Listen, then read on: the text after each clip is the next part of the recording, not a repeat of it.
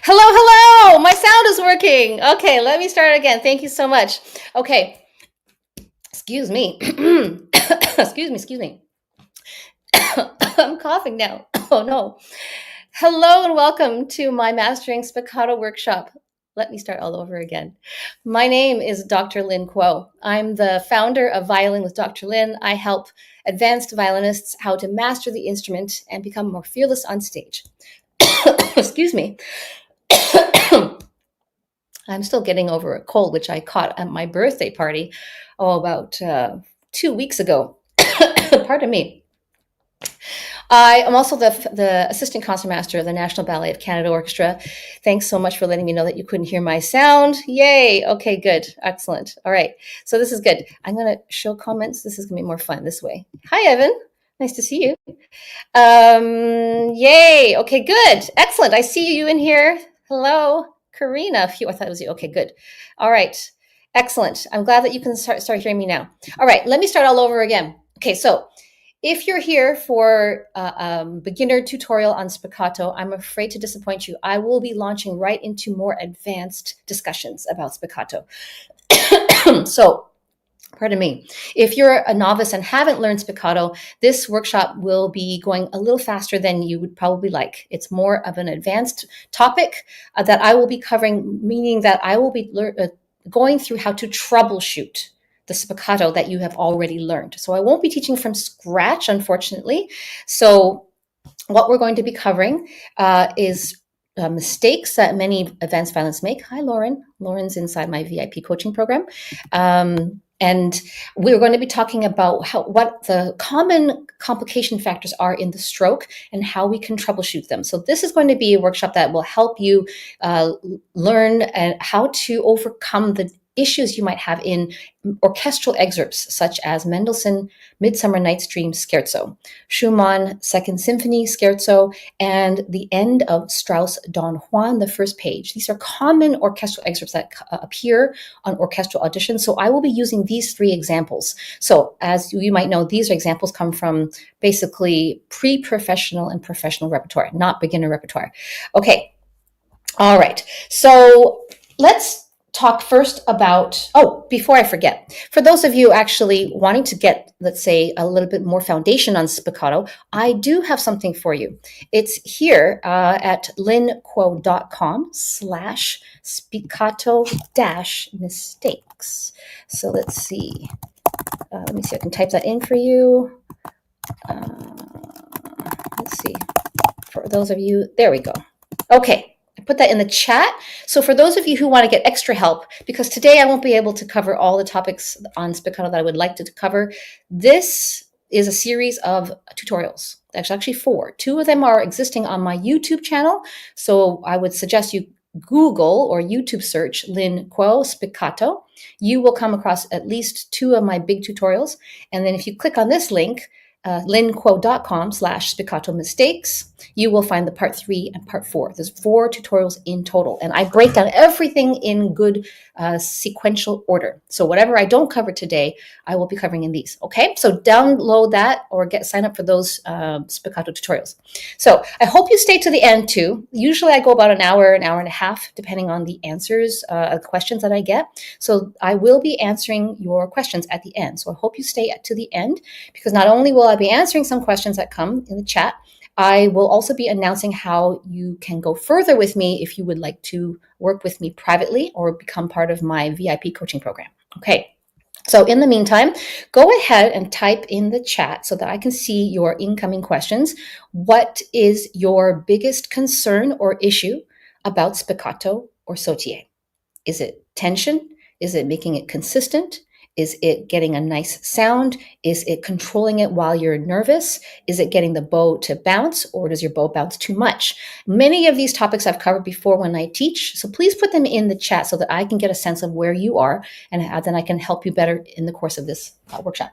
Okay, so let me consult my notes here, how I'm going to start. Probably the first thing that I want to talk about is the distinction between spiccato and sautillé. So in my perspective, I think that spiccato is a stroke that is slightly slower than sautillé. So I know that people may use these 2 terms interchangeably, but in my opinion, the 2 are slightly different. Okay, so it looks like blue and green is along the same lines as me. Here we go. That's Catherine. Hi, Catherine. I recognize your photo. Keeping the bow stick straight rather than... Oh, this is your question. Sorry. Keeping the bow stick straight rather than moving front to back when bouncing. Okay. Straight, moving front to back when bouncing. Interesting. Okay. Let's see. Other questions that have come up. Karina, relaxing. Okay. Yeah, that's a common one. While maintaining the stroke consistently. Let's see. Evan. Hi, Evan. Evan's in Toronto. Hi. Getting the bow to bounce without trying too hard. Yep. Okay.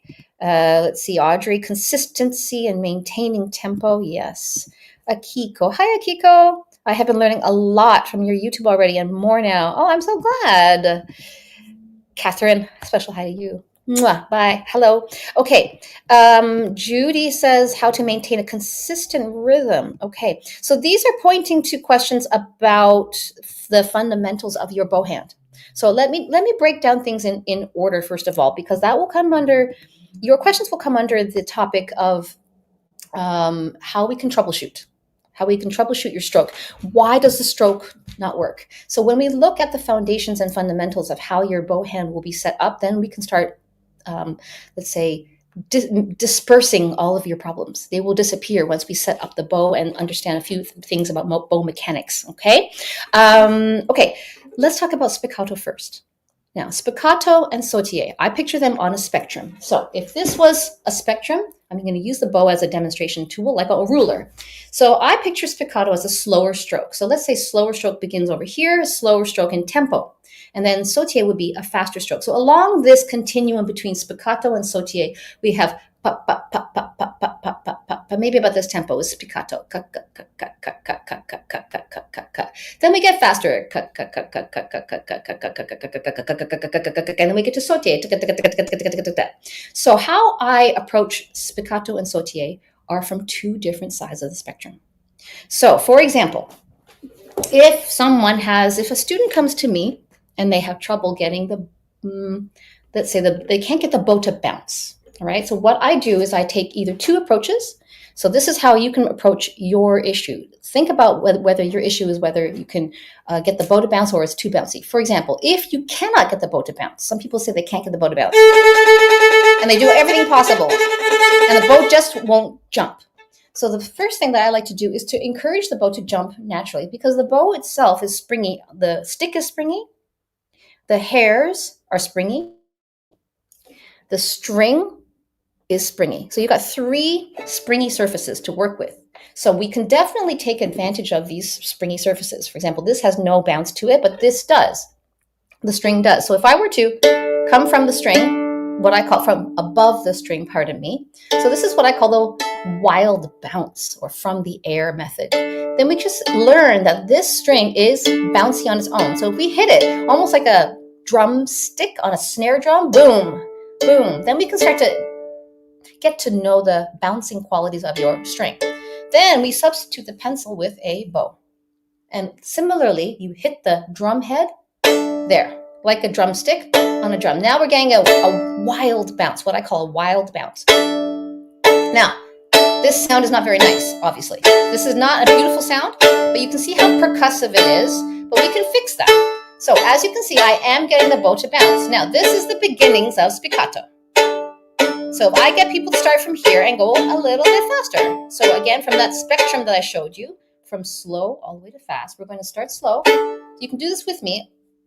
Wild bounce, and there we get the freedom. Now, from here, some people are saying that their hand is too tight.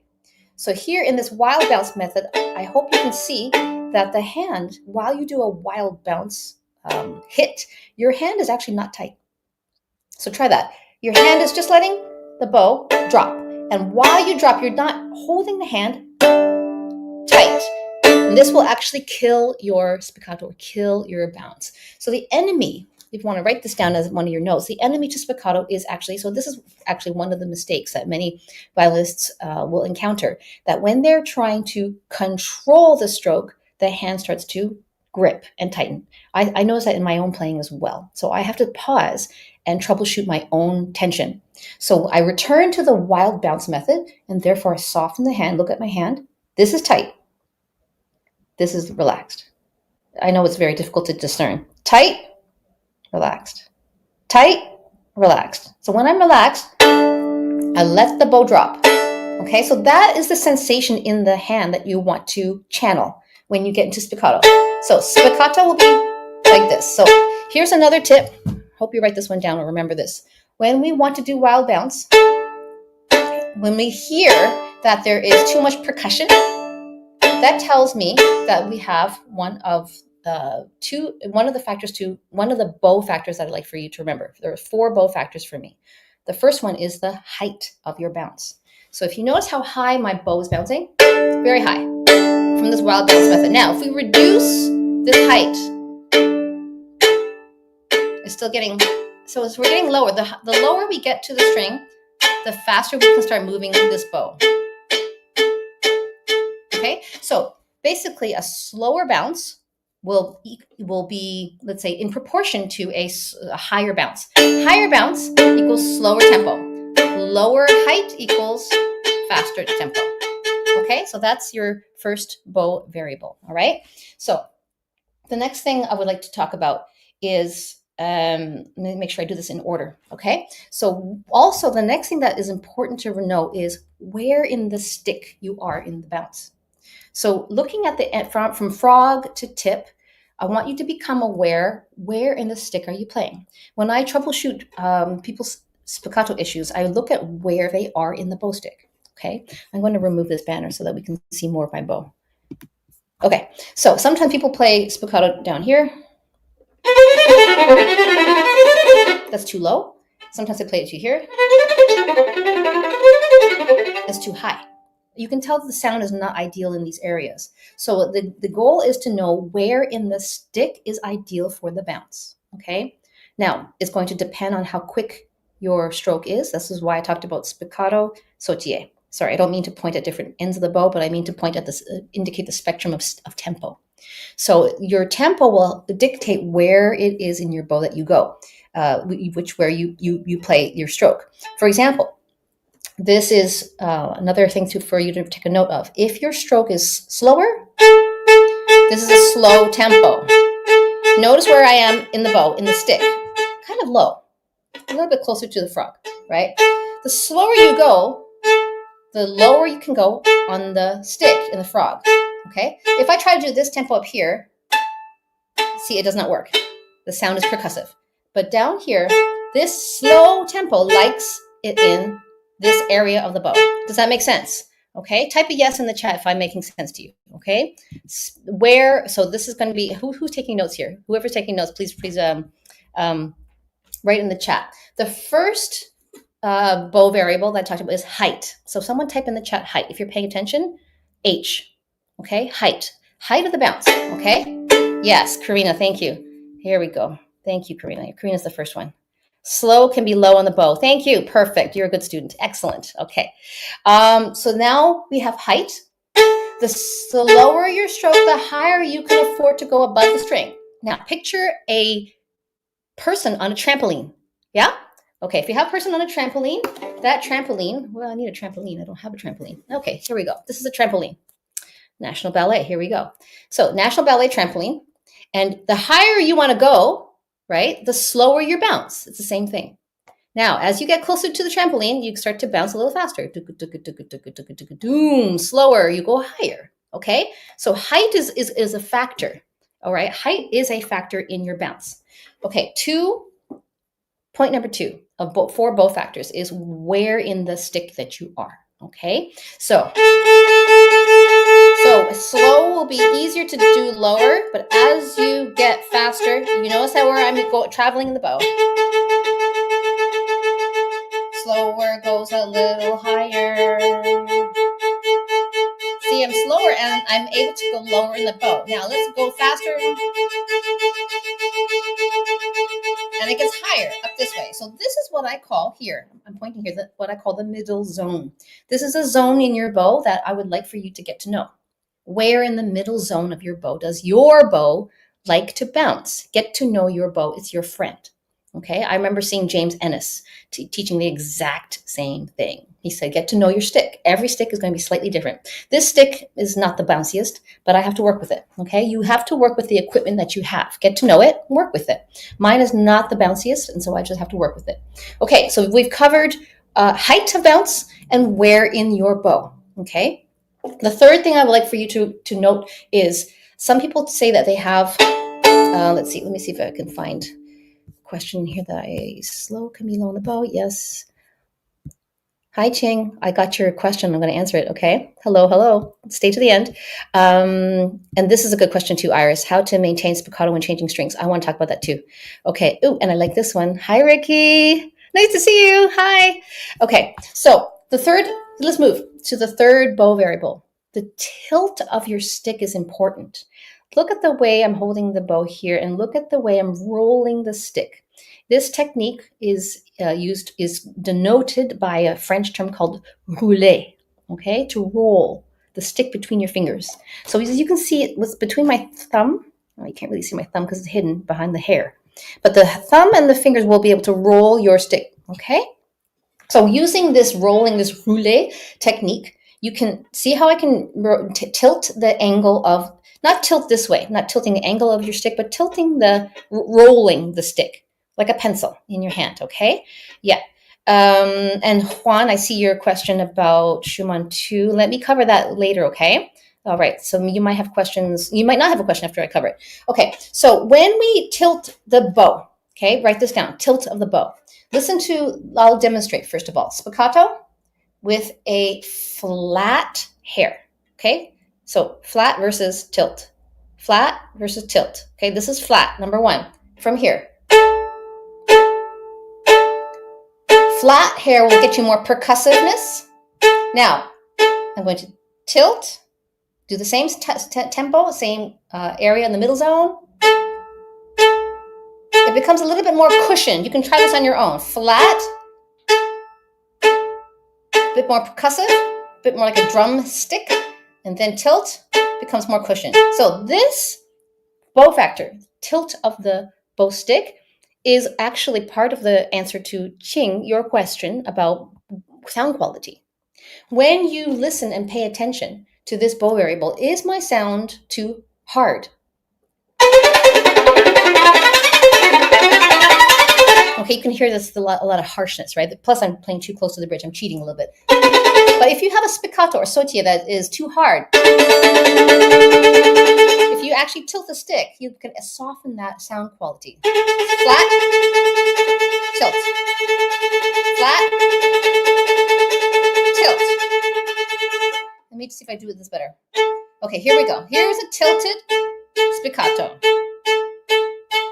Tilt, and now if I do flat, you see how it becomes a bit more pointed, articulated. Tilt.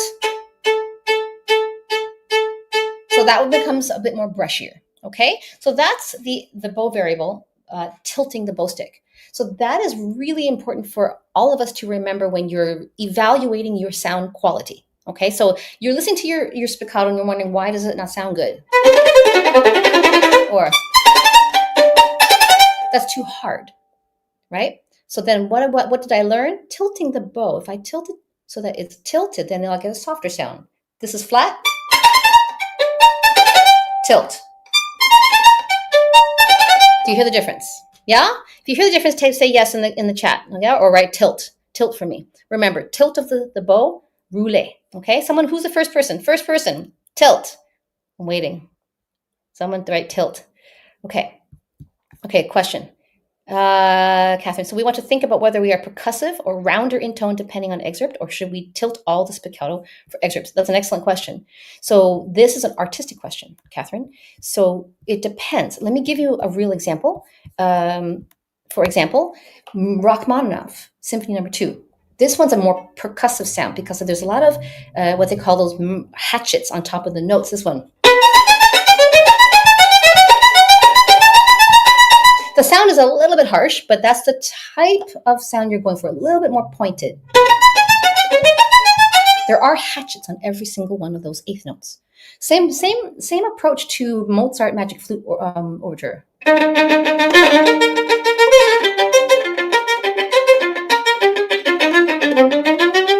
Okay, that is a very like almost like thumbtacks. So that one I would think more flat hair, flat stick.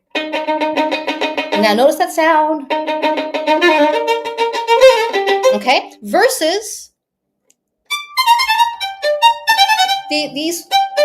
Okay, those eighth notes. That one are not. Do you hear the difference? Yeah, that one's very thumbtack, pointed, percussive, but let's say I do not want that. I want to tilt my bow stick so it's a little bit brushier and more forgiving, warmer in the sound. Tilt, flat. Do you hear the difference? Immediately you hear the difference. Flat, tilt. There. Tilted, flat. You hear a huge difference. Do we? Yeah, do we hear the difference? Okay. All right, so good. Light bulb moment. Yay. Okay. Excellent. So yes, we're covering already Mendelssohn Scherzo. This is already a preview into more of Mendelssohn Scherzo. But yes, now let's go to the fourth bow factor for spiccato that I like to look at. Okay. Oh, yay! Thank you, Ching. Tilt. Okay. I don't know if you were the first. Oh, Ren. Pardon me, Ren. You were the first. Okay. Antonio, Greg. No, Tom, Evan. Oh, good. You're all paying attention. Friana, engineer. Yes, Lisa. Okay, sorry if I missed the first person. Audrey. Oh, okay, good. You're all paying attention. Music art, excellent. Okay, good. You're all paying attention. All right, who's going to be the next person to pay attention for the fourth bow variable in spiccato? So when I'm looking to troubleshoot my own spiccato, I also want to take a look at the contact point. Okay, contact point between the bridge here and the fingerboard. Why is this important? When you play an open, okay. Let me see if I can articulate this really well so when you're taking notes, it doesn't make you confused. The lower the pitch, like open G string, okay, then your contact point will be a little bit closer to the fingerboard. The higher the pitch, whether that's up the string, okay, then the closer your contact point will get a little bit closer to the bridge. Whether that's up here Now, see what the contact point is here? Okay. Sorry for that high B flat. Or, okay, so I'm relatively close to the bridge. Now, if I go to the G string, listen to this. I'm in the exact same contact point. Versus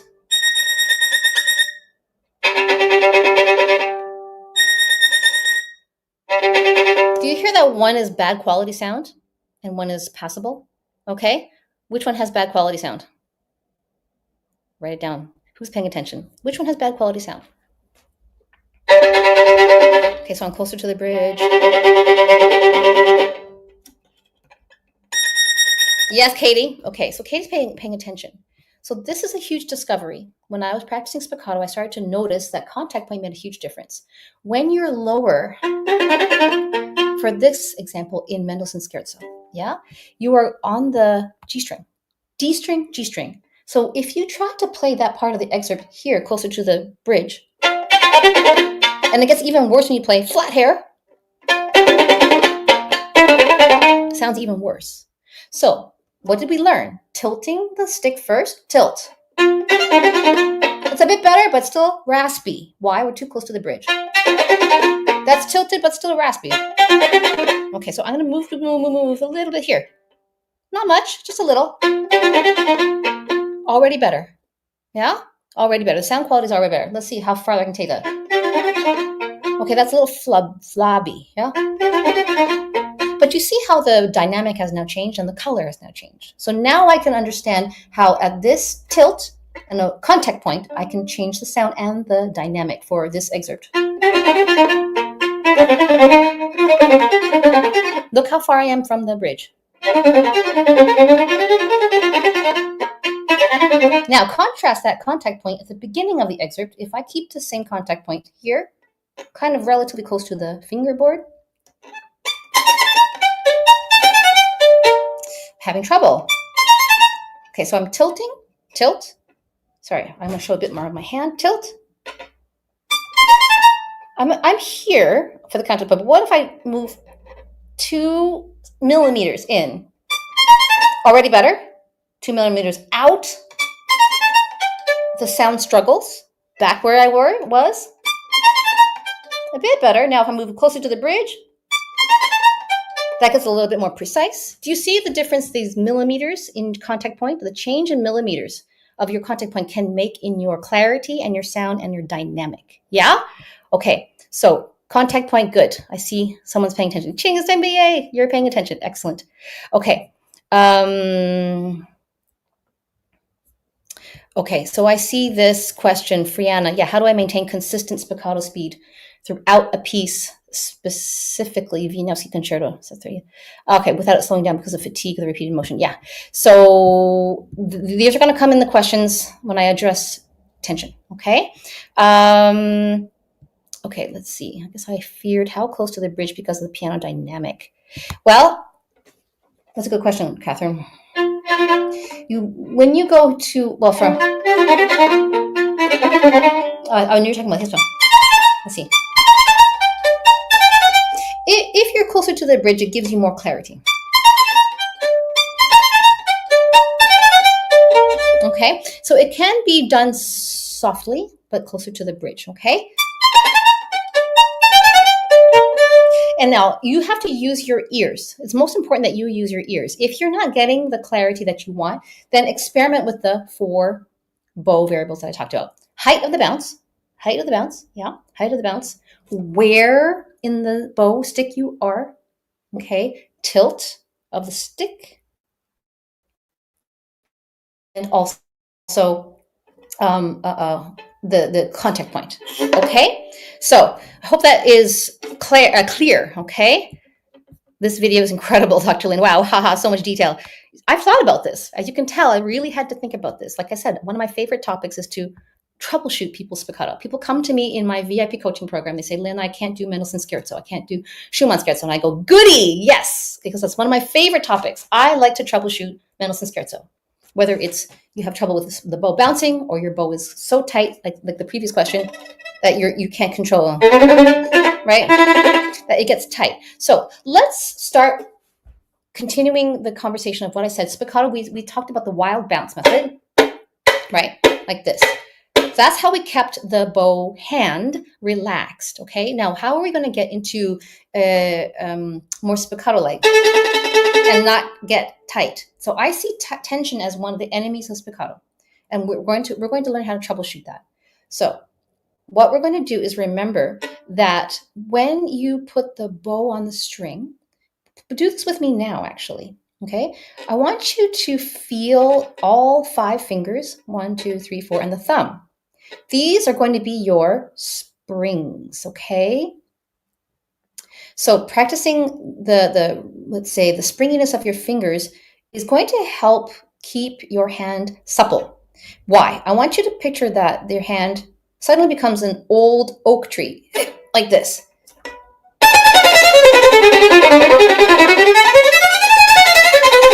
Now, if you can tell, this is stiff, but this also locks up here in the elbow. Or actually, this is the bicep here that tightens. Boom, here. Then your extensor and your flexor, extensor muscles, are co-contracting. So it's like a vice. When all this becomes tight, spiccato gets harder. You can see that I'm quite tight, and you can hear it. So how do we release that? Okay, so what we're going to do is place the bow again, and I want you to feel like you're melting, let's say, from the neck. I feel it's important to relax from the neck here. So I want everyone to do this with me. Relax from the neck. I don't know if you can tell, but as soon as I relax my neck, the rest of my arm follows suit.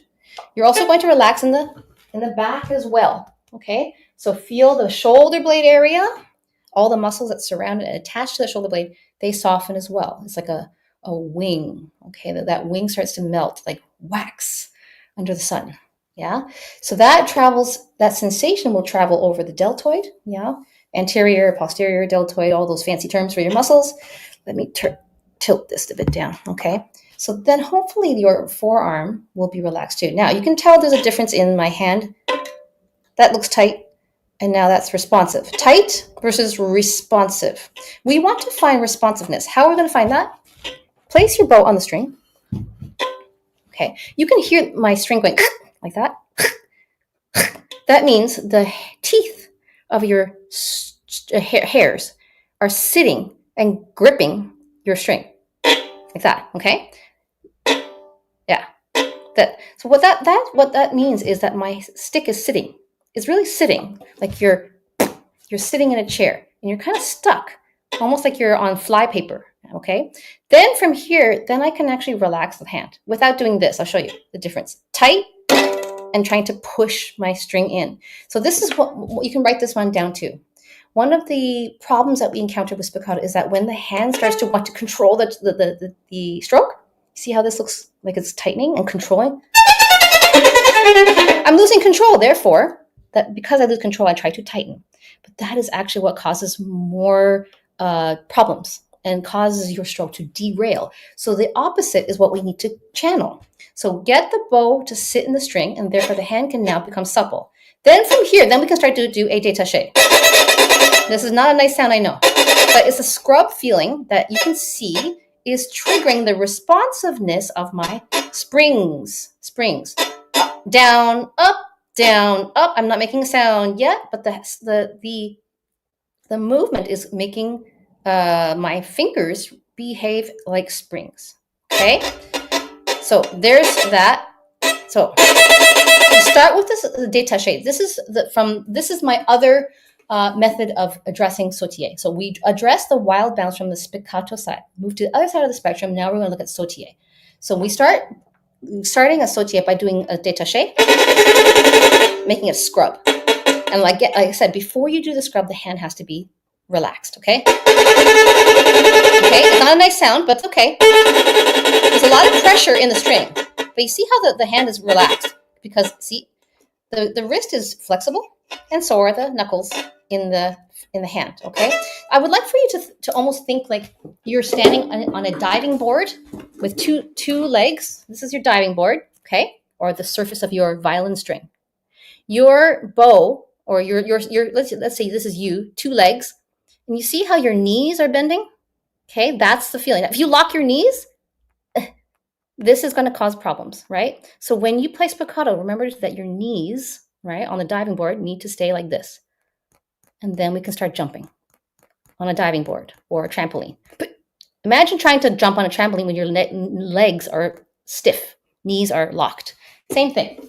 Okay, so let's remember, finding this is going to answer the question, hopefully, of why you get tired when you play spiccato, okay, or sautillé. Okay, you can see that my hand looks supple. Or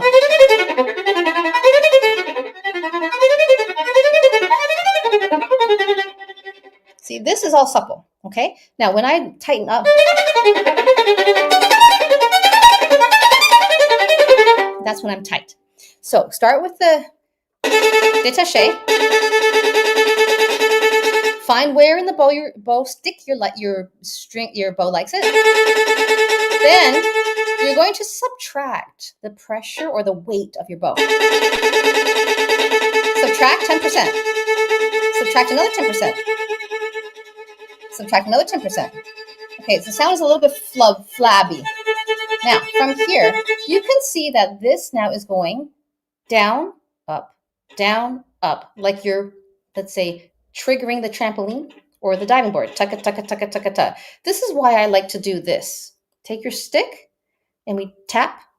See how the bow comes up? Tap, the bow comes back up. Tap, the bow comes back up. Do a little quicker.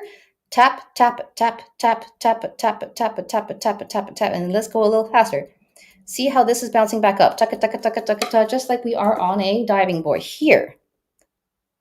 Tucka, tucka, tucka, tucka, tucka, tucka, tucka, tucka, tucka, tucka. So as you can see, I'm pushing down, and it comes back up on its own. So let me do it here. Down, comes back on its own. So it's almost like I'm going down, up, like this. You know, a basketball, when you dribble a basketball, you only push down on the ball and the ball comes back up for you. You push down on the ball, the basketball goes down and comes back for you. That's the sensation. So you do not need to bring the ball back up, bring the ball back. You just hit the ball, it comes back up to you. Hit the ball, comes back up to you, okay? Yes, just like a drummer with drumsticks, precisely. It's precisely what it is. So we're acting like a drummer here with a stick. So I'm going down, down, down, down, down, down, down, down, down, down, down, down, down. A little quicker. So it starts with a détaché, a scrub détaché. It's a little quicker and a little lighter. And you think down, up, down, up, down, up, down, up, down, up, down. See how it looks like a basketball dribble? If you're a basketball dribbler, it would look like this. And it will go quicker on your bow until it becomes this. Now, I'm going to take away the instrument like this. So if you get tight, I get tight too. Trust me, I have to work on this as well. So if I get tight, I revert back to the basics and try to remember it's like flap. So high, I'm just like I'm waving by, high, to a little doggy or puppy. Hi, hi, or a little pet. Hi, little doggy, hi. There we go. You're a good boy. You're a good girl. Okay, so it's kind of like that. Tucka, tucka, tucka, tucka. And if I need to remind my hand to be loose by saying hi, bye, or good doggy, there it is. Now, I'll show you where the wrong part of the bow is. It doesn't want to bounce here. At this tempo, right? At this tempo. If I go too far here, that doesn't work there either. So you can see the difference of where in the zone it makes. There. It likes it here. Now, if I go slower, you see how it doesn't like it at this tempo? And I go lower in the bow, there it likes it. Do you see how I'm playing with the variables? Yay, Antonia, you like my puppy? Okay, all right. This is a good question. Karina, do you ever lose your pinky off the bow? Maybe it's my short pinky. Okay, that's a good question. I've seen people take their pinky off and they think, oh, it's so cool. It's kind of like when you see guitarists and they play like this. And every teenager wants to play guitar and look like this, look cool. It's not a good habit. Yeah, it's not a good habit. So why? And I'll explain why.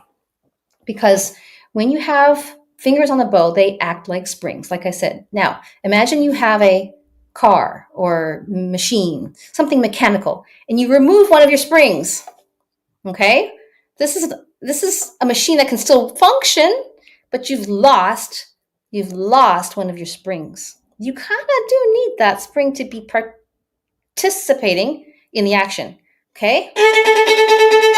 When you need it there, okay? So if you're in my VIP coaching programs, and I think, yeah, some of you are. Lauren, I think you are. Karina, you are. So, yeah, I have a loose screw. That's true. Yeah, that's very true. When you take off one of the springs, and you lose a bit of your control and your nuance. In my VIP coaching program, I've talked about each of these fingers like they are puppies on a dog sled. Okay? Imagine that each of these fingers is a puppy on a dog sled. They sit and they're just riding the sled through the snow, and they're very flexible. They're just riding, having a good time. And this is what I mean when the fingers are springy. They're like dogs, and they sit and they flex with the movement of the sled. Now, imagine if those dogs became very stiff, and then you hit a bump, and then the dog flies off. Boom. Okay, that's what I mean. The puppies can have a little bit of flex in their body, right? But when they need to leap into action, boom, they're there. Now, if you remove one of the puppies, gone. You've lost one of the control mechanisms of your bow. That's why I think it's important to maintain some kind of connection with your pinky to the stick. This is kind of a not so great habit, okay? All right, does that make sense? If that makes sense, someone, who's the first person to put a dog emoji for me? Pause, doggy, anything? Dog emoji, yeah? 4 puppies on a sled. So let's cover the excerpts that I promised I would cover. Excuse me. Still coughing.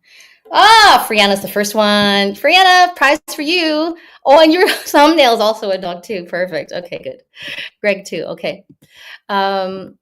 Audrey, when you change strings with the spiccato, where should the elbow be? I sometimes feel the weight of my forearm throws me consistency off when changing strings. Okay. Yeah, that's a good one. Lauren is inside my VIP coaching program. Hi, Lauren. Haha, sled dog sit still. Yeah, that's a good point. Yeah, maybe only in our dreams sled dogs sit still. Karina, yay! Okay, these emojis are great. Greg, thank you. Audrey, yeah, this is a good one. Okay, let's talk about some of the excerpts, and maybe I can answer some of the questions that are coming in about string crossings. So let's talk about Mendelssohn Scherzo. So this one has string crossings in it, okay, and it's going to cover both spiccato and sautillé, which is why I like to address this excerpt. So I want everyone to realize that I've spent so many decades, that's how old I am, decades trying to figure out why can't I play this excerpt. So partly because this excerpt switches between spiccato and sautillé. So now you know that I've troubleshoot spiccato on one end of the spectrum, right? Height of the bounce, wild from the air, and sautillé from the other side of the spectrum where it's closer to the string, right? Right? That's sautillé. But this becomes spiccato, bum, bum, bum, and then sautillé again. Sautillé. Now, the beginning is where this is interesting. This one note is a spiccato note. Okay? If you notice, one of the other things that we can do to improve the quality of your spiccato is to note verticality versus horizontality. Okay, so there's another bow factor to take it into account. How much verticality from above? That's too vertical because you get nothing but percussiveness. Too percussive. So if you hear a sound that you do not like, Ching, this is perhaps answering your question. I'm not happy with the sound. Ask yourself, am I too vertical? Meaning, is it too hard of a sound? Too hard, right? You hear, I don't want that. Too hard. So now I want you to add horizontality. In horizontality, I mean more of a saucer shape. So you have a saucer. Rather than smack from above, you're going to come in from the side, almost like a banana. And I talked about banana shape in one of my previous workshops called bow articulation. So here we go, banana.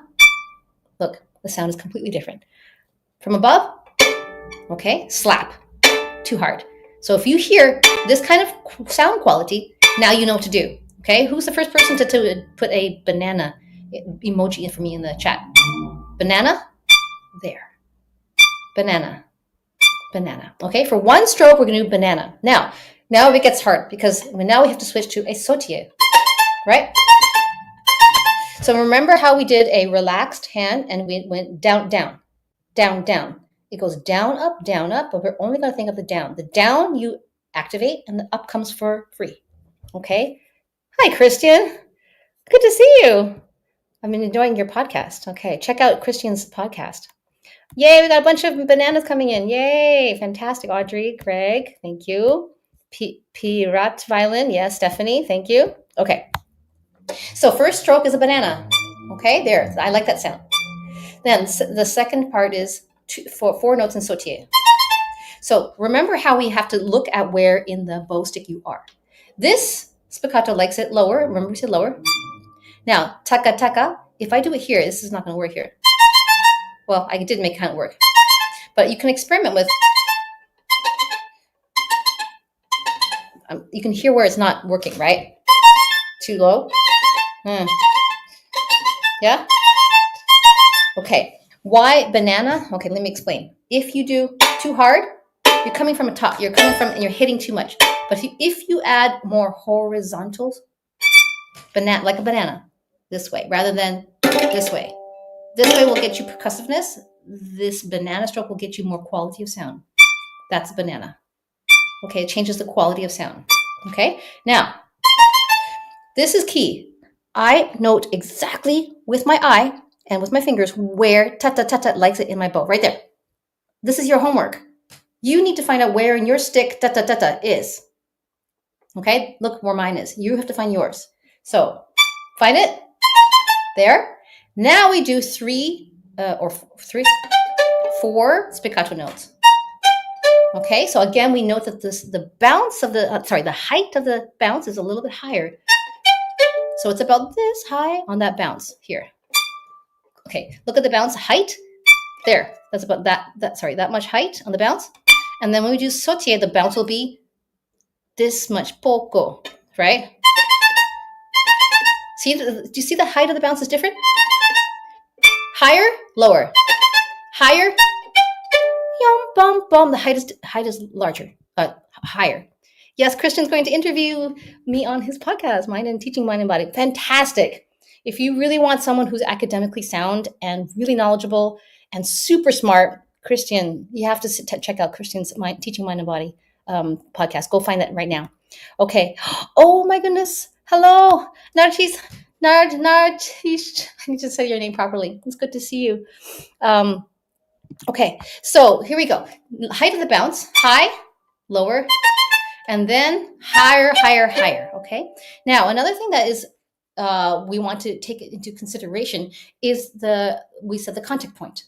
So we said the higher the note, the closer to the bridge you get. Now, these are microscopic changes. Okay, microscopic. So this is a higher note, but as we get to the A string, it's a lower string. So therefore, I have to be mindful, listening very carefully to the quality of sound on the A string because it's going to be different string thickness. Therefore, it's going to behave differently than the E string on the A string. So E string, changing to an A string, you're going to hear, here. Do you hear? Sometimes this happens. That raspy sound, okay? Which I don't want. So how do I do that?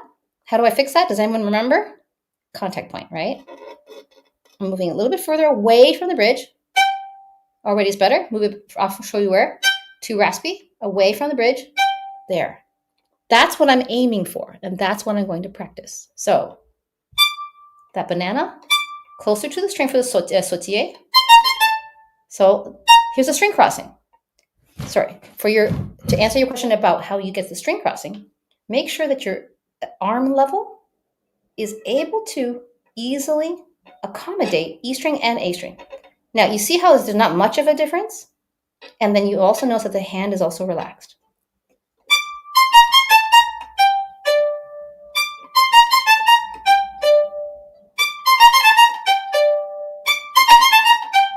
So I notice that when I hit this G, I still get this rasp, which I don't want. So therefore, I'm going to experiment with moving my stick or bow a little bit further away from the bridge.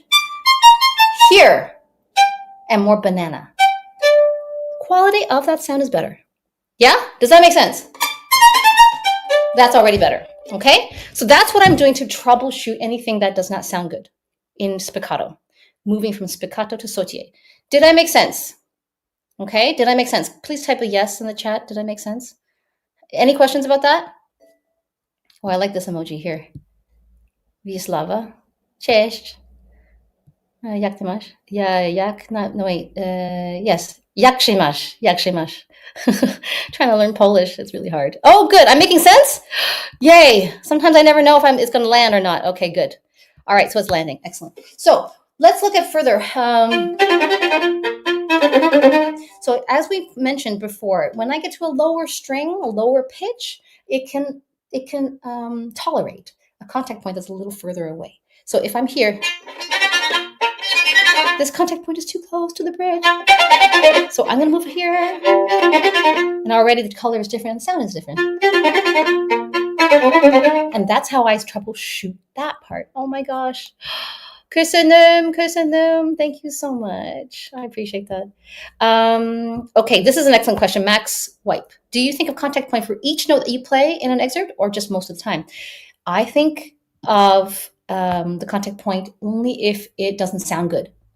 So you have to really be observant, really observant. So here, okay, let's move to Schumann Scherzo, okay, for contact point and sound quality. So we're starting with the A string first, right? But there's a lot of string crossings. How do we maintain soft hand and all the string crossings with the arm? So again, you're going to find that it's going to be helpful to relax the whole bow arm structure. I say bow arm structure because you want to go all the way from even the neck, your face, your pectoral muscles, the arm, even the back. When those muscles are, let's say, a little softer, more chill, okay? You want to find this chill first before you attempt an off the string stroke. Remember, off the string stroke will not work if you're tight. You see how I'm tight? See how this is shortened? Here, okay? You can do this with me right now. You can deliberately tighten your neck, deliberately, just to see what a deliberately tight neck feels like. Here, imagine me trying to play spiccato like this. Yeah? Let me try. I'm trying. Sounds terrible. It looks terrible. Okay? Chris, where have you been? Hi, Chris. Okay. Oh, if you have multiple bows, how do you go about choosing which one works? Any thoughts on stick choice? Yeah. Okay. So get to know your bow. Oh, I like this. Andalou, melted shoulders. Yes. Okay. I want to go back to this topic, as mentioned, of Mr. Fenyves, Laurent Fenyves, a Hungarian pedagogue who was my beloved teacher. He taught numerous violin professional violinists, student violinists, concert soloists all over the world. And he was my professor at University of Toronto. He was like a grandfather to so many people. He was the concertmaster of what is now the Israel Philharmonic. He was the very, very first concertmaster. Let's see. Did Fenyves ever talk about telephone central? Central? The whole chain of the arm from the spine. Not that I remember, but I do like to think of that actually. That the answer to your question about string crossings will not come if you try to control each string crossing. It will be easiest to get your string crossings to work, okay, whether it's in Vinyasa, in that concerto. If let's say your shoulder blade, right now I'm feeling like my shoulder blade is very soft and relaxed. So from that place of relaxation, then I'm able to get a string crossing easily. Okay, so you're going from G string to D string to A string to E. And all of that is coming from a very soft shoulder blade. So if you want to practice something like that, like open string.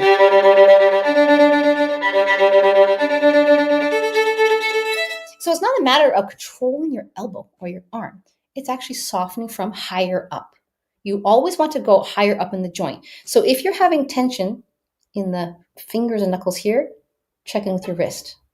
If you're tight in the wrist, check in with the elbow. Relax the elbow or soften the elbow. If you're tight in the elbow, I want you to soften in the glenohumeral joint here in your armpit. Okay? And then if you're tight anywhere else, then you can soften here where the arm attaches in the collarbone, here. Okay? Sternoclavicular joint here. And the shoulder blade. So once you free the entire arm structure, bow technique will be much easier.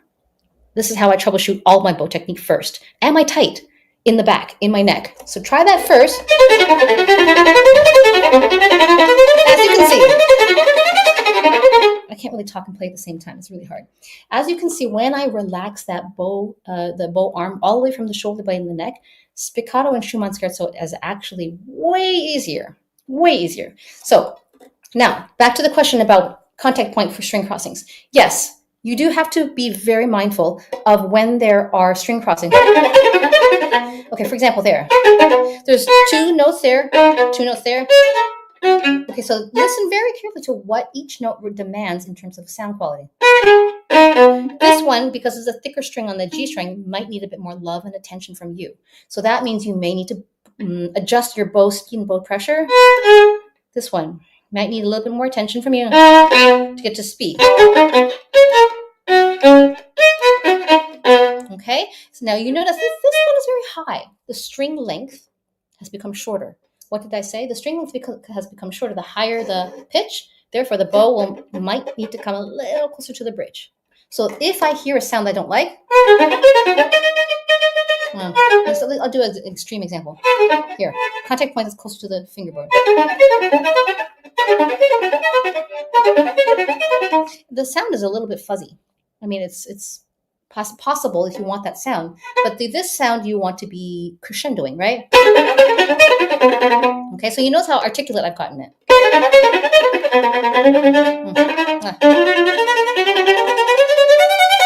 Now, look at my contact point now. Okay, so somewhere in the middle, in the first position. Now, from here, the string length and on the E string is about there. Watch the contact point change. When you get down here,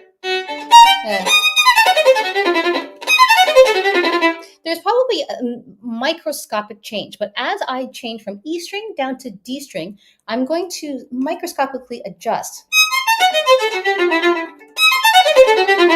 It's just going to be the slightest adjustment. You're probably going to feel it most in here. Okay, so these are the tiniest artistic and technical adjustments that you can make. Okay, okay, this is interesting. Juan, I feel my sautillé is different when I go up later in the excerpt. I think I'm overdoing after the big string crossings. Any advice? Thank you. This helps a lot. Okay, good. This is a good one because there's so many string crossings in this excerpt.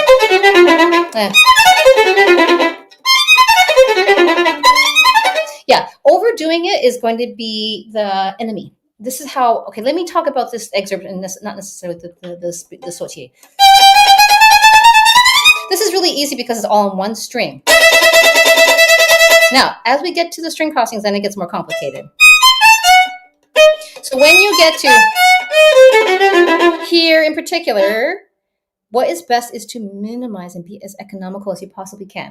So therefore, what I do is I practice what I said about finding the most relaxed sitting in the string. Remember I said to park the teeth of your hair, the hair into the string. There, parked. I'm parked. See, my puppies, right? They're just parked and they're hanging, almost like they're listening to music in the car.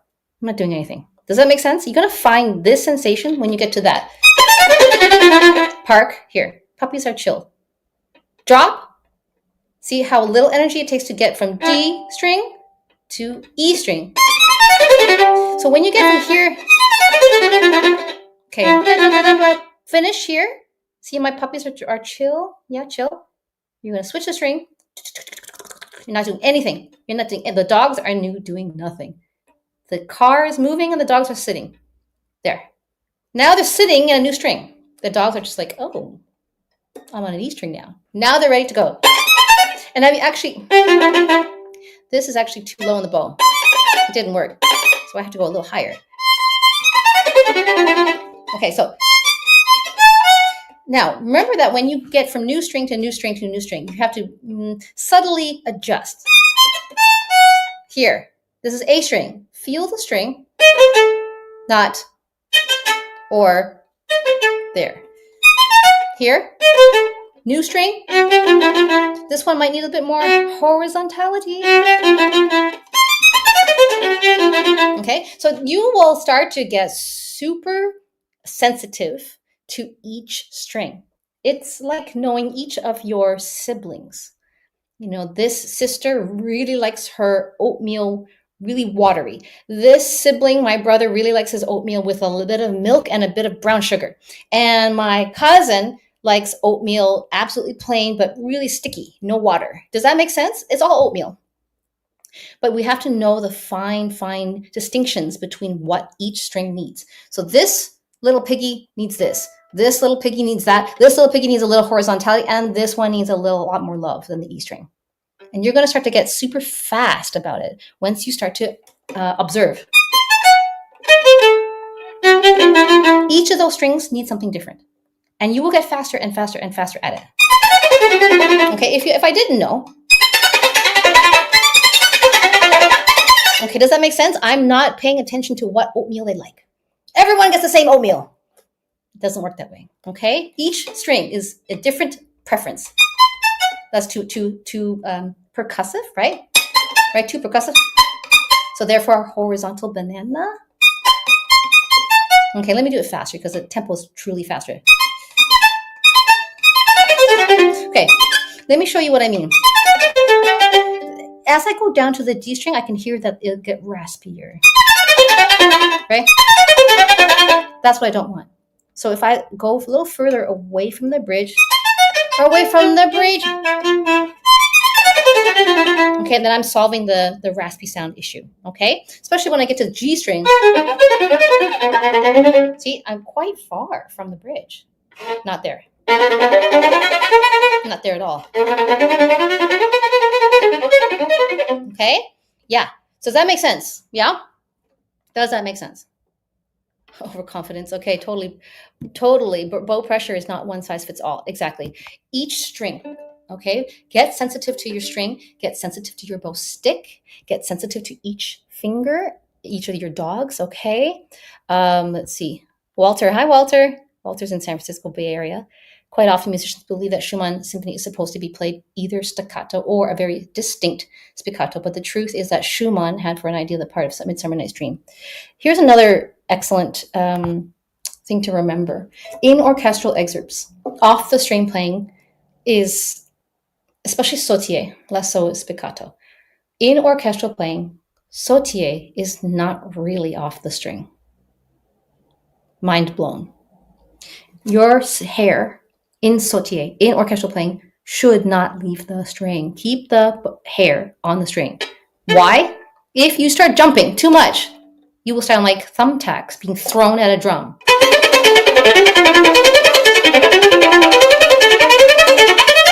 It will sound bad. And your stand partners will have a hard time playing with you. You will not pass the first round. Okay? And if you are in a good ensemble, in a good orchestra, the secret to good Sautillé is to keep the bow on the string. If you can tell, if you can see, the hair is not really leaving the string. Do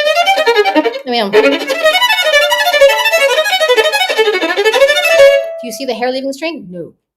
Okay, the hair stays on the string. It's the stick that does the little springboard jumping for you. Okay, hope you remember that. Okay. This is a good comment here. I think one of the most overlooked problems in tension is the pronation. Pronation is turning your, let's say, your hand towards the center, and supination away from the center. Pronation and supination of the forearm. Often we lock the rotation, but once it's unlocked, things flow a lot easier. Yes, and this comes from going all the way up the bow arm chain.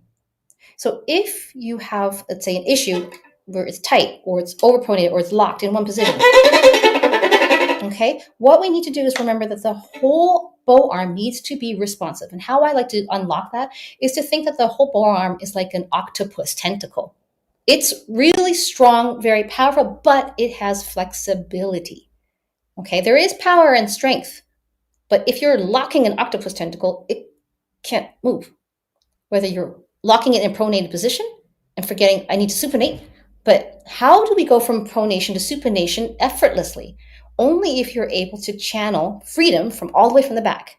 Okay, so if you have trouble with spiccato, go there first. You may be actually holding tension even in your torso. or your face. Do something, do a scan of all these muscles. I talk about this in my muscle tension workshop. You can find that on YouTube, okay? Okay, this is great. I'm glad this is helpful for people. This is really good. Yes, this actually, you will get the replay at 100%. Okay, good. Hello, Andres. This is great. Something I never taught. Oh, that's good. Excellent. I'm so glad. Maria, what's the best way to avoid hitting other strings when playing faster and closer to the fingerboard? Maria, that's a good question. So that will come in, for example, that one. Developing sensitivity. What I mean by sensitivity is relaxed softness in the fingers. Because when you're rigid, this is when we start to hit other strings. Believe it or not, it sounds counterintuitive. Because if you're tight, it's harder to control. When we want to not hit other strings, that means we want to be able to have control over the stick to not hit another string. But if you're tight, then you're not able to be supple. Like I said, the dogs have suppleness in their knees, right? But if you're rigid, look how rigid I am, okay? Then can you imagine that you might hit another string because you're too tight? So this is one of the biggest mistakes that I talk about in my Spiccato mistakes freebie, okay? This one here. Here, if you want to download this, lynnkuo.com/spiccato mistakes. One of the most important things is to not try to control the stroke. I know that sounds counterintuitive because we want to control our sautillé and we want to control our spiccato. But to get a clean, effortless spiccato, we have to actually subtract control, to let go. And how we do that is to first soften the body, soften the arm, start from a place of relaxation. Strength, yes, but the strength comes from a place of almost like a martial arts zen. Okay, so I've been trained as a martial artist, and your place of focus comes from a place of calm. So we can think of that the place of control of your technical abilities comes from a place of zen. Here, my hand looks zen, my body feels zen, but I have the utmost control. Think like a martial artist. Does that make sense? Okay, if that makes sense, please put a karate gi. There is a martial arts emoji. If you can find it, who's the first person to put that in for me? All right? Think like a martial artist. The place comes from Zen. Okay, Catherine's been paying attention. Here we go. Spiccato, more off string sautillé, closer to the string, bow bounce, slower tempo, lower bow. Mid, upper, half percussive. Okay, these are your notes. Fantastic. Okay, excellent. Okay, so let's take a look again at... So this is a really difficult excerpt to start. Yeah, it's a very difficult excerpt to start. Oh, yes, we good. Okay, yes, Lauren loves it. Greg, you're the first. Thank you. And Max Wipe, excellent. Your control will come from a place of Zen. So same thing, in the start of Schumann Scherzo. How do we get that start of Zen? So,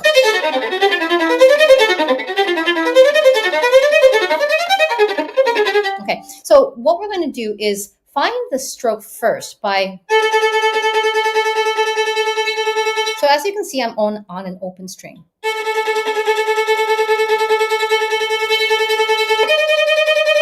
Then I start adding stopped notes. Now, I don't like that sound. It's a little bit choked. So I'm going to adjust because I shortened the length of the string from... Actually, lengthen the length of the string. Changing the note. The sound quality changed. I don't like it. So I have to adjust contact point or something. This one I'm okay with. Going to the C. I'm going to adjust. There. Now, A.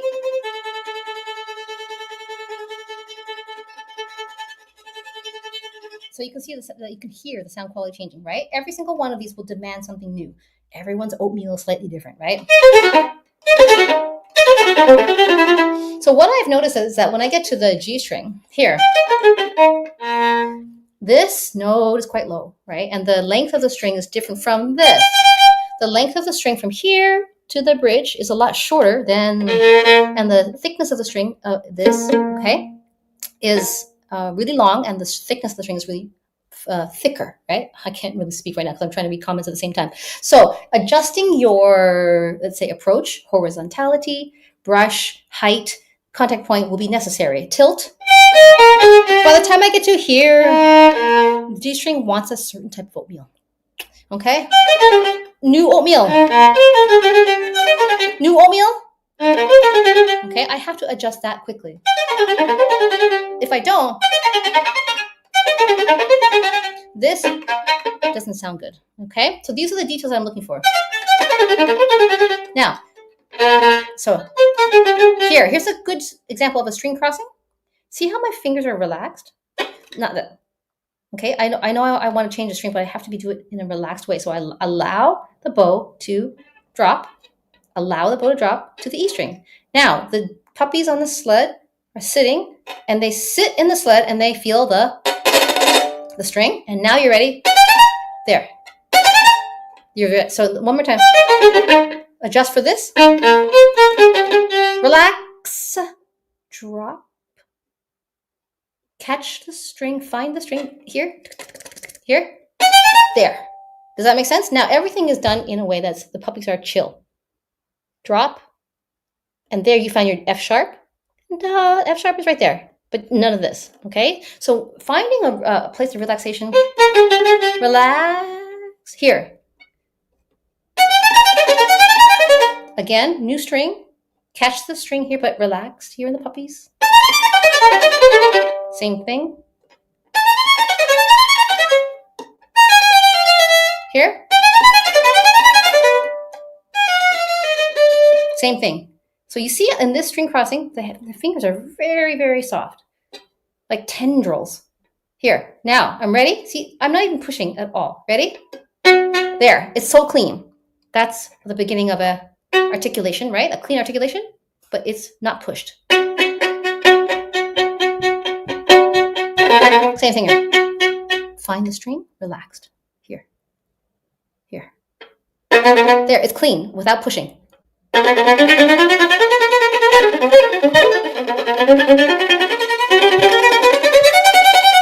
here I can go a little bit more on the string because we're crescendoing. So the secret to crescendoing in a spiccato is actually getting more and more on the string. Drop the bow.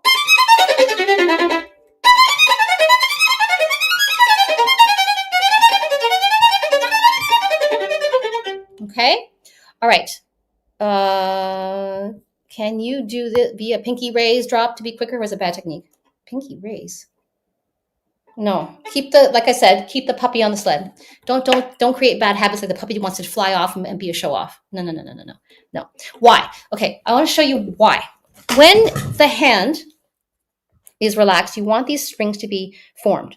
When you start to engage, let's say I'm on the violin here, and I start to lift up this finger, okay? See, this flies up in the air, right? What is happening here? You're engaging a muscle to lift a finger. When you lift a finger, it's like asking me to say, stand like this, okay? One puppy is engaged and tight. Okay, I have a leg in the air. But I want this leg to be here so that I can use the knees in my leg. Does that make sense? Now, if I remove a leg, I'm standing on one leg and have to do more work with this leg. So if you remove a puppy, you're asking the other three to do more of a job. It's unfair. There. Okay? Does that make sense? All right? Let's be fair. Let's be fair to all your whole entire bow hand. Okay. All right, I didn't cover Don Juan. Okay, Don Juan is a bit of a slightly different issue because when I teach Don Juan, I see this issue as well. Chris, are you still here? Chris has studied Don Juan with me. So when we get to this end of the Don Juan, we need to find where in the bow. Remember what I said at the beginning of the workshop. Where in the stick do you need to be in the middle zone? So we need... So there, this is where my bow lays, right here in the stick. So when we get to dum-ba-dum, we cannot travel to a different area of the bow that takes us away from this part of the bow. Okay, so that's how we're going to find the right part of the bow to be in. There. Am I too low? Am I too high? Let's find out. Okay, yeah, there's Chris. See, Chris remembers. We worked on this inside of my VIP coaching program, okay? So when we do, find where your bow likes is on one note first. Okay, look, there's an example of bad tone. Too close to the bridge. That's also a bad tone. Do I need more horizontality? No, I do it tilt to the bow. Too much flat hair, tilt, flat. Do you hear the difference? Right? This is how I troubleshoot. So a slight tilt, and I find the right part of the contact point, right part of the stick. Okay, and then I like it here. So I cannot get away from this point after I do yum ba da. There, that's where I want to start. Now, let me try to explain this. Now, the dogs are here. They're chill, right? Before you start the string, so the B. When you get to the B, the dogs go, we need you a little bit of bite from the dogs. There. So the dogs do behave when they do respond to you when you need them. They're chill, yum, ba-da, relaxed, and they respond, and then relax again, relax again. Okay, so everything comes from a place of relaxation. Relax. Sorry, I'm trying to get into this camera. Here.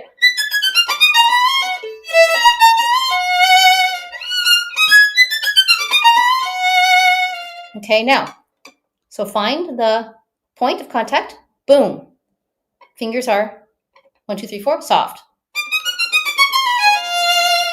Find the point of contact and where in the stick? Here. Touch, relax. So you notice that the articulation is there without pushing. No pushing. Okay, does that make sense? It's actually quite relaxed. So this hopefully makes sense for people who are saying, I can't cross the string, or I'm losing control when I go to a different part of the bow, or I get tight because I can't sustain so Sautillé, I get tight. It's because you're unknowingly adding tension into the stroke, and your job, your homework, after watching this explanation and watching this workshop, your homework is to find out where the tension is creeping into your playing and into your muscles and into your body. Okay? Oh, good. I'm glad I'm clear. Okay. So, all right. So this is how I troubleshoot. When you have problem with the stroke, check first. Number one, your homework is to check, is there tension? Where is the tension? Okay? Where is that tension? Okay. So let's take a look first before I answer a whole bunch of questions. I know questions are coming in. So I want to just quickly review a couple of things. All right. So first of all, we learned a bunch of things like height of the bounce, right? Where in the stick, where in the middle zone, the tilt of the stick when you do roulé, contact point. Okay. We learned that cause of many of problems with spiccato comes from tension. Okay. Whether it's a string crossing, whether you're trying to figure out where your elbow is, how do we figure out how to troubleshoot that? First, my big global answer to all your questions on spiccato is to subtract tension. Your job is to now find where that tension lies. Back, armpit, pectoral muscle, face, neck, hands, anything in the, let's say the dogs, the knees, your job is to find out where. Now, one of my tricks is to subtract all that tension from the back like an octopus. Okay, does that make sense? So I want to just add kind of a quick summary and share with you before we go into Q&A, a proper Q&A, how you can go further with me on this, because I know that I've given you a lot, but many of you still have trouble and you may need some, let's say, personalization on what you need to fix your particular issue. Okay, so let's do a summary here for you so that you can remember something from this workshop so that you can take away and work on this on your own. All right. So today we covered spiccato. The question is, what's your biggest takeaway? I tried my best to be super clear and super methodical. So I want you to remember at least one thing that you learned. One thing. Okay. I've spent decades trying to figure out why my spiccato derails. Okay. So I want you to think, what's one thing you learned today that's going to help you unlock your spiccato and or Sautillé? I want you to share that in the chat right now, because what gets written down gets remembered. Tension, good. And contact point, that's from Andalou. Who else? What's one thing you can take away from today that's going to help you unlock your spiccato? Sophia, tension. Thank you. I think this is the number one global point for me in my playing, and for I think most people. Teresa, yeah. Thank you, Teresa. Anyone else? What is your biggest takeaway that will unlock your spiccato? I want you to really think about this, because the more you put effort into making this concrete for people to see, is going to help make it actionable for you. Actionable. Lauren says tilt. Thank you, Lauren. Teresa says each string is different. Good. Cleveland says relaxing the upper back. Yes, and the shoulder. Reminders about contact point and responsiveness of strings. Good. Someone was paying attention. Thank you for that, Chandler.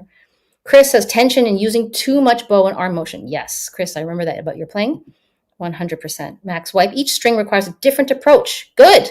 Excellent. That's one that I had to learn as well. Lauren says, and relax. Yeah. Okay, Evan says, responding to different strings. Every single sibling needs a different oatmeal. Yes, everyone likes their oatmeal slightly different.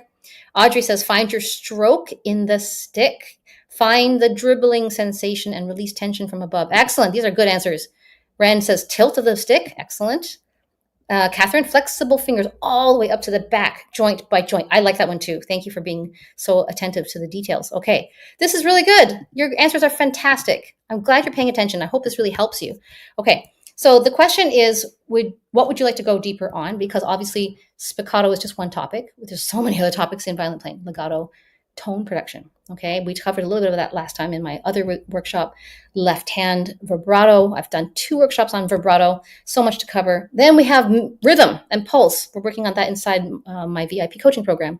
How do you maintain a consistent pulse when you're playing orchestral excerpts? How do you remove tension when you're under nerves? Okay, so these are things that I like to talk about. And now, if you found today's workshop helpful, we can go further if you are interested. So how we can do that is through my VIP coaching program, because we can make small adjustments, which can make big transformations, like I did with Tessa. Tessa came to me with Mendelssohn Scherzo, and literally in 22 minutes, she had trouble with Scherzo from Mendelssohn, and we fixed it, completely fixed it in 22 minutes. And she was so amazed. And she said she went and played for her class and shared with them what I had shared with her. And that was super, super flattering and really cool. So if you're curious about how I can help you, I can definitely help you. Like Lauren, after taking my spiccato class, she said it just completely flowed, completely changed. So I would like that for you too. And this is my special invitation. For those of you who want to go further, I invite you to book a free S.T.A.M.P assessment call. What this is it's not a lesson or a sales call, but it is a personalized assessment of what I call S.T.A.M.P. So I would look at your setup, your tension, your technique, your mindset, and any muscle habits that you might be harboring and that's sabotaging your technique, and also maybe perhaps the way you're set up in your posture. So I'd like to take a look at this. It's kind of like going to the doctor and getting a checkup. All right, you may be very, very healthy, but you may need to add a supplement because your blood work shows something funny. Okay, we may need to do a tweak in your tension so that we can fix your spiccato. So if you're interested in something like that, this call would be for that purpose, to help figure out what's your next step and how we can change your path going forward. So in this call, you can leave with a personalized action plan that I will come up with for you. And we'll come up with the very specific strategies that I think might be in your that are going to help you and what's in your way. So I will give you my own recommendations for what you need to work on, what is causing problems or issues in your playing. And of course, if we feel like it's a good fit, I will invite you to join my VIP coaching program. You can join the people in my family. And so you might be wondering if this call is right for you. It is if you are a very serious violinist. It's not for hobby violinists necessarily, but it's for people who are really, really motivated to invest. So you're a serious pre-professional, in school, graduate, already got a career, you're training for performances, auditions, competitions, and you want to level up your skills, just like we did today, okay? So for example, Luke, I helped him win 2 auditions when he came into my program. He did my program twice. So he was super happy, and I'm very proud of him. He's quite the beautiful violinist, and I was very honored to work with him. So if you're accepted, you're probably wondering what is going to happen. I will personally come up with a plan that is right for you. Okay, whomever comes into my program gets a personalized plan.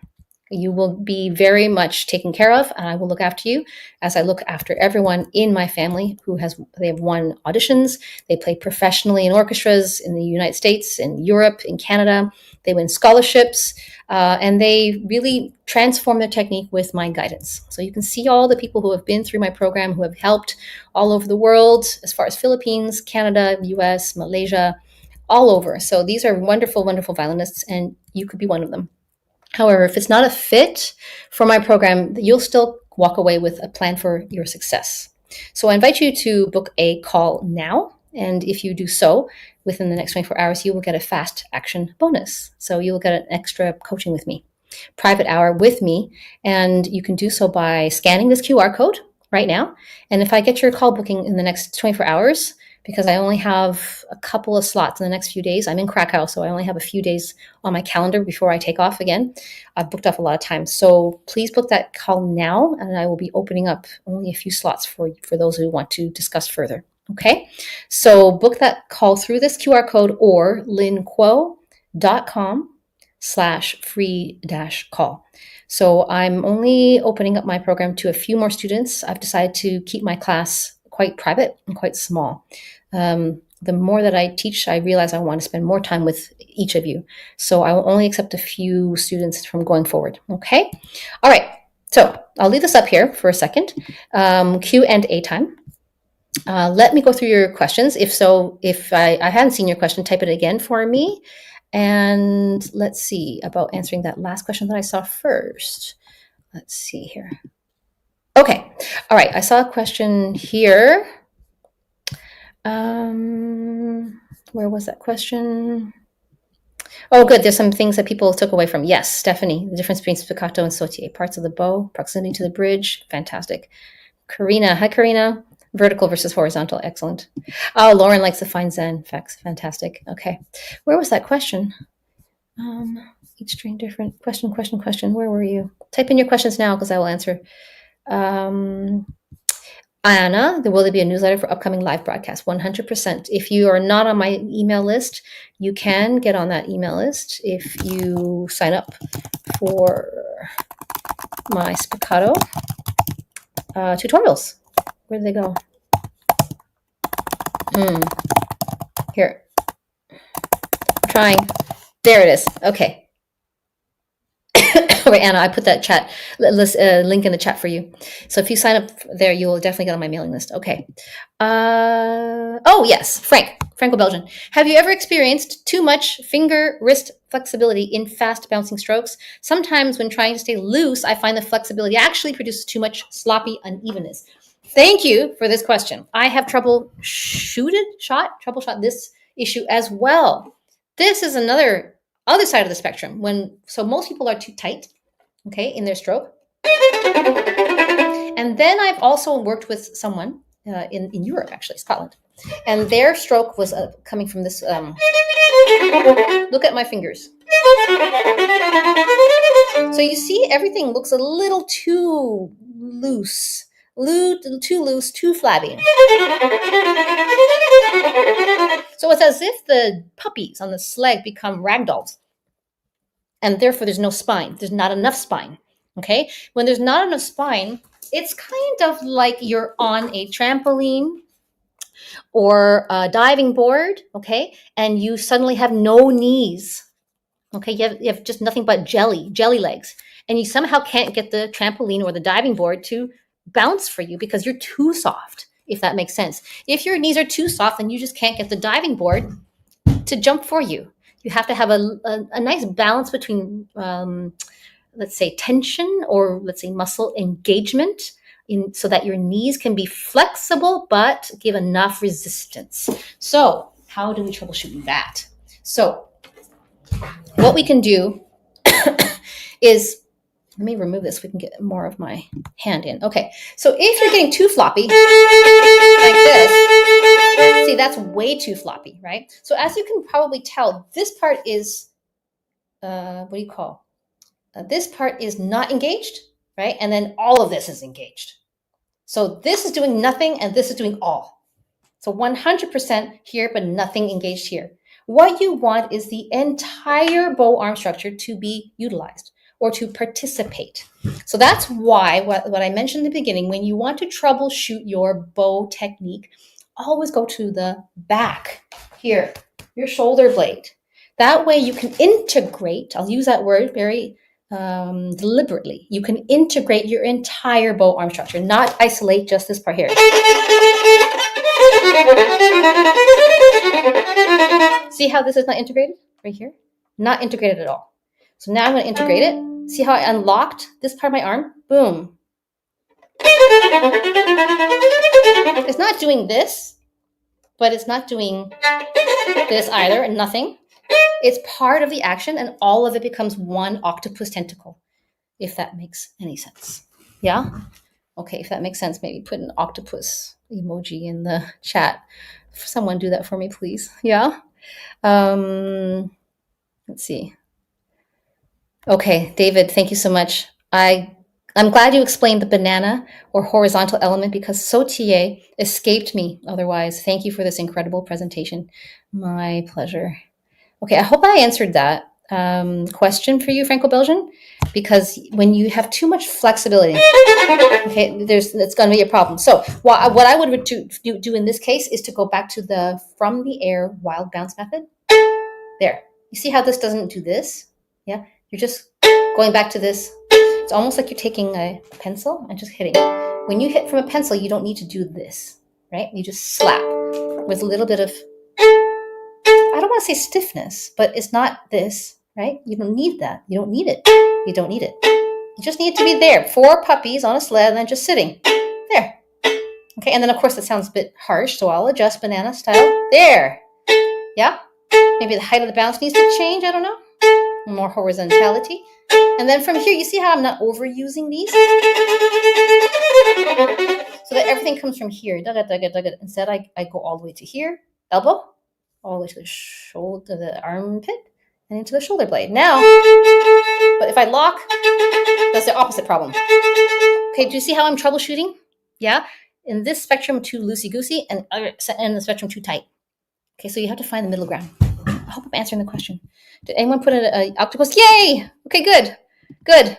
Excellent. Oh, good. I'm answering the question. Phew.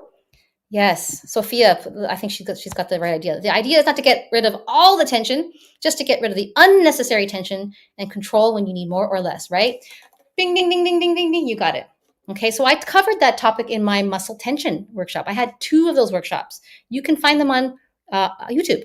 Muscle tension. How much tension do you need to play? It's not tension. You need muscles to run. You need muscles to sit. You need muscles to eat. But imagine if I was eating in a way that was very forceful. Do I need to eat with a lot of? No, I don't need to eat with a lot of force. I just need to bring the spoon to my mouth. Yeah. How much effort, let's use the word effort, do we need to play this?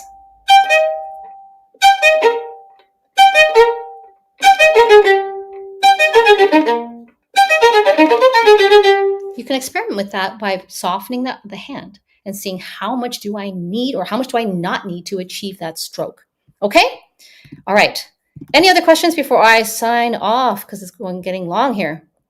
Let's see. Yes, violists would benefit absolutely from this video because why? It's all physics. It's all physics. Of course, viola has thicker strings, right? And it's a bigger instrument, so you'd have to adjust. Maybe go a little, just approach the string a little bit more deeply, right? But all applicable. Okay, Evan, do you have an opinion on if the thumb should touch the middle finger on the bow? This is something that I don't think about too hard, but maybe it's because I haven't thought about it. But mine does. Mine does. Right there. Okay. So people say it's about here in that crease. Mine is not quite in that crease. Mine touches about above the crease. There's the crease. Mine touches about there, I've noticed. Okay, so let's see. There. Let me see if I can show the back end. I don't know if you can tell. Oh, camera. There. Oh, so hard to show. I don't know if you can see. It's really hard to show. There. Okay. So Let's see.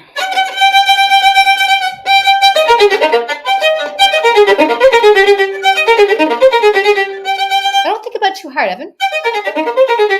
What I think about is, most importantly, the natural spacing of your bow hand, of the fingers on the bow hand. Let me remove this so I can see a bit more. So you see how if I just do a natural hand like this, naturally, my fingers are in the right places. So if you can retain that on your bow, well, I mean, the thumb is a little bit further away. I can see. I have to adjust the thumb. You're right. Okay. I guess every hand is going to be different. There. Okay, I'll pull it away there. There. So naturally, my thumb ended about there. Okay, so about there. Okay. Let's see here. Catherine, you saw a mixed review about Schumann Scherzo. Sometimes it sounded percussive, but still warm. Is it a slighter tilt, quasi straight, as opposed to Mendelssohn Scherzo, and is more Sautillé than Spiccato? Schumann is definitely Sautillé.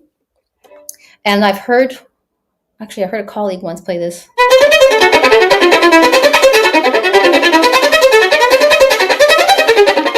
That's way too percussive. And in an orchestra, in a string section, you will stick out. Like I said, it sounds like throwing thumbtacks at a drum, and you will not blend with the section. And that's going to be a problem. You do not want, I've actually heard one of my colleagues at an audition. This is a true story. We eliminated a candidate because that excerpt, that Sautillé sound was too percussive. It was, dare I say, use the word offensive. It was not going to blend. So yes, you do want to adjust the quality. Instead of, I mean, you want to be clean, yes. That's clean, but that's too percussive, yeah? So use your ear and get feedback, okay, from coaches, all right? All right, we're going a little bit longer than I normally do, but there's so many good questions. Oh my gosh. Camellia. Sometimes spiccato starts well, but after many repeated bars, the hand gets tense and the quality changes. Yes. So same. How can we prevent this? You will have to go back to an open string and find that place of relaxation again. I get tight too. So when I get tight, I know that I have to go back into the back, literally go back into the back and find that place of the bounce, right? Like diving board bounce. Go back to the open string. Yeah. Go back to the open string and just do a reminder for your hand. Hey, hand, you've gotten tight. Yeah. Arm, you've gotten tight. So subtract all the hard notes from your left side, because the hard notes on the left side of the hand make your brain a little stressed. And when your brain gets stressed, your body tightens. And that's why I get tight too. Don't worry. I fall under the same struggle as you do as well. So I have to see, my hand is even tightening up now. There, it's scared. See, the puppies are like, oh, I'm scared. So then you go to an open string and try to remind them what it feels like to be effortless. So one open string first.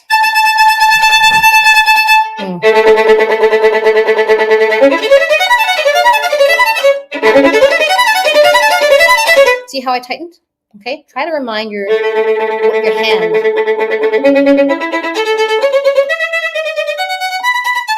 Do you see how I'm actually repeating every note and reminding my hand what it feels like to be relaxed? So I do repeated notes until my hand starts to remember what it feels like. And then I'll start doing fewer repetitions of each note. So 4 notes, right? And then 3 until my hand remembers. Yeah. And then 2 still remembers. Good. My hand is still remembering what it feels like to be loose.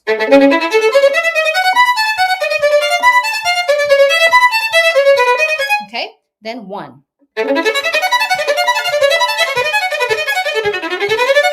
Okay. So I just have to remind my hand. Okay. Oopsie. All right. because this has gone on an awful long time, I will be cutting this now because it's getting long. So I appreciate you staying right to the end. I appreciate all of you staying really, really, really far into this. And you are so welcome. Thank you, Catherine, for being all the way to the end. I remind you that if you would like to go further with me, of course, you are certainly welcome to book a free call. This is done through this link here. Book a free S.T.A.M.P call. I'll put that in the chat as well. Let's see. This should be it. Yes, it's in the chat. lynnkuo.com/free-call. And you're very welcome, Greg. Hi, Nina. Oh, Nina's 11. Precious. Oh my goodness. I remember being 11. Yes, that was a great age. Okay. Thank you, Karina. My pleasure. So I hope to see all of you in the next workshop that I may or may not give. Who knows? I might be in Toronto again, or I might be in Europe. Depends on how I feel. Chandler, you're so very welcome. Chris, good to see you. Sophia, Bren. There you go. There's Sophia. Okay, Stephanie. Well, I'm going to say hello to all of you lovely people. Teresa, thank you so much. Alexandria, I don't want to miss you. Thank you. Christian, go check out Christian's podcast. All right. Teaching Mind and Body. Oh my gosh. Oh, Christian, type your podcast again. Please put it in the chat again for everyone to look for. Camelia, thank you very much. To you, Maria. Oh, thank you. My pleasure. Okay, don't forget to book a call. All right, book a call if you want to go further with me. I will take you through a S.T.A.M.P assessment. We'll figure out what you need, and I'll do my best to help you. If you want to join my VIP coaching program, I only will open up a few spots. I want to keep it small. If you are part of the program, I will give you lots of my attention. Okay. Thank you so much. And hopefully I'll get rid of this cough sooner or later. Teaching Mind and Body. There we go. This is Christian's podcast. Go check that out.